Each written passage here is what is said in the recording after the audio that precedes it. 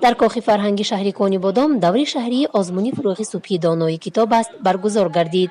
اشتراکچیان آزمون فعالانه اشتراک نموده به سالهای یکمانی آزمون وابسته به اجرای شرطهای نومیناسیون آزمون پاسخ گفته از آثار مطالعه نموده خود نمونه ها قرائت کردند. در این آزمون فروغ صبح دانایی کتاب است از روی نومیناسیون خواندن و از یاد کردن آثار ادیبان معاصر تاجیک اشتراک می‌ورزم.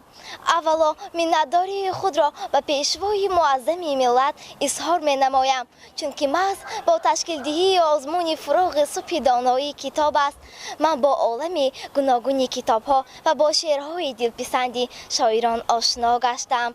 به خود خلاصه برآوردم که کتاب بهتر از گنج پربار است و محض کتاب سرچشمه دانش است.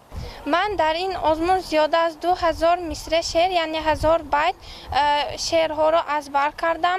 زیاده از 80 عدد کتاب‌های نظمی خواندم و باز 80 عدد کتاب‌های نثری را نیز مطالعه نمودم.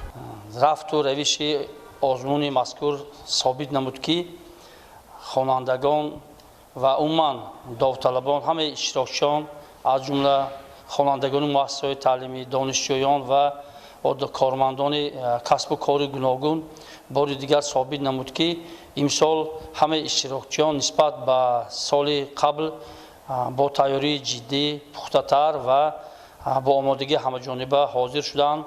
رفتی من سوال جواب پرسش و از این قشر جامعه بار دیگر نشان داد که مردم بیشتر به این آزمون مراغ ظاهر کردند و تعداد اشتراکچیان خیلی افزون گردید.